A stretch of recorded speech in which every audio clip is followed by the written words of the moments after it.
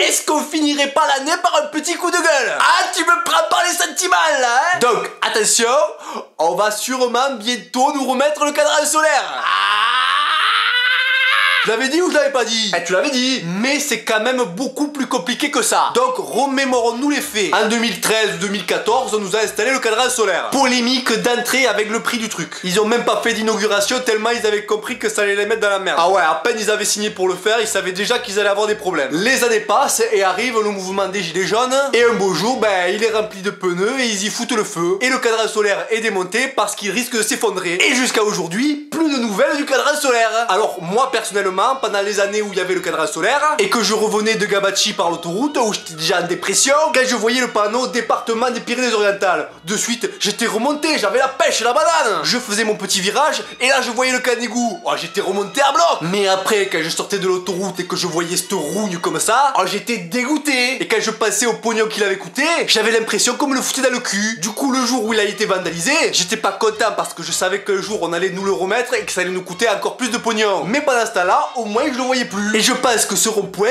il est devenu malgré lui le symbole des dépenses publiques pourries. Et pour l'instant, je te parle pas d'art, ok? Donc samedi dernier, l'Indépendant revient sur l'affaire avec une page entière. Parce qu'il y a du nouveau dans l'histoire, et je te le dis, c'est Dallas. Alors dans l'article, tu as d'un côté Marc-André de Figuère, le créateur du monument. Alors lui, il est perché, hein, mais il connaît la loi. Et il a pas tort sur toute la ligne, c'est ça qui m'emmerde. Et de l'autre côté, t'as les élus, avec ici Robert Villa, le président de l'Aglo, qui est nouvellement élu et qui a hérité du dossier. Un super cadeau. Et lui, il a proposé à Marc-André de Figuère de catalaniser le rond-point. C'est-à-dire en remettant le rond-point en état, mais en ajoutant des cèpes de vigne, des trucs qui rappellent la mer, la montagne, le rugby, enfin bref, tu m'as compris. Et là, Marco, il est sur le cul quand il entend ça. Et ouais, parce que pour lui, modifier une œuvre d'art, c'est plus la même œuvre d'art, quoi. Oui, parce que pour Marco, ça c'est de l'art. Hein, faut le préciser quand même, c'est de l'art. En plus, le cadran solaire, il a été labellisé par l'UNESCO.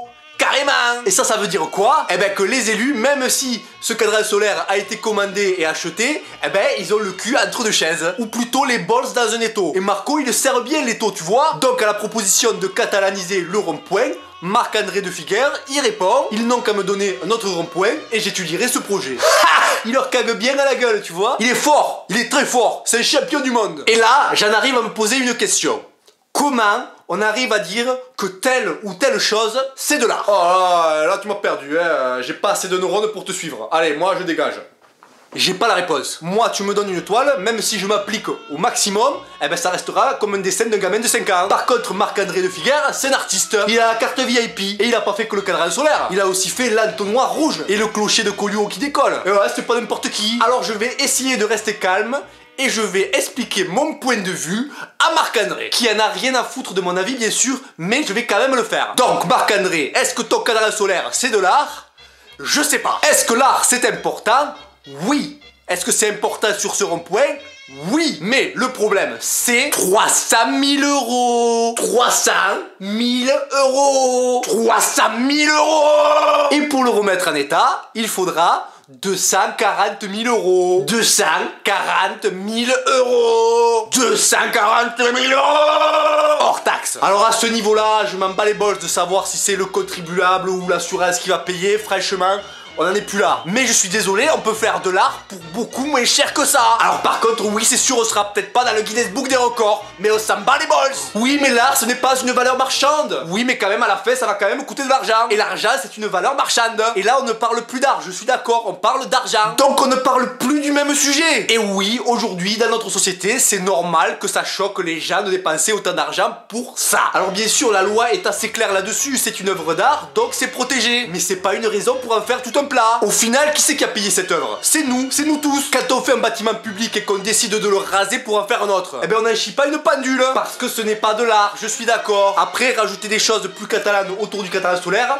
c'est pas une solution pour moi. Là, sur ça, je suis d'accord avec toi. Autant le remettre comme il était au début, c'est pareil. Après, il y a ton avocat qui ironise un petit peu. Il dit, on a qu'à rajouter des lunettes à la Joconde. C'est vrai que c'est drôle. Mais là, il est gentil quand même, parce qu'il te compare à Léonard de Vinci. Je l'ai bien choisi, ton avocat. Pour rappel, quand même, la Joconde, elle a pas coûté 300 000 balles. Et aujourd'hui, c'est impossible de mettre un prix là-dessus. Par contre, ton cadran solaire, dans 500 ans, son prix, ben, ce sera le prix au kilo à la farde. Après, ma vidéo, je sais bien, elle va servir à rien, je le sais. Mais Marco, s'il te plaît, ouvre les yeux, regarde le monde autour de toi. Là, il y a une maison à Bao qui est cramée, ils ont plus rien. Avec les 240 000 euros, là, tu vois, on leur refait la baraque, tranquille. Et même, il en resterait pour refaire un rond-point, je te le dis. Et là, ça serait pile dans l'esprit de Noël. Alors, je sais, c'est pas si simple que ça. Pourtant, ça serait juste de l'argent qu'on mettrait ailleurs. Mais moi, je rêve que de ça comme une dans l'indépendant. Marc-André de Figuère au secours d'une famille. Et tu leur fais une charpente métallique avec ton cadran solaire. C'est pas une bonne idée, ça? Allez, j'arrête de rêver, je reviens à la réalité. Je ne m'attends à rien et je t'en remettrai une petite couche quand le cadran solaire il sera reposé. Allez les amis, moi je vous dis à l'année prochaine et bien sûr,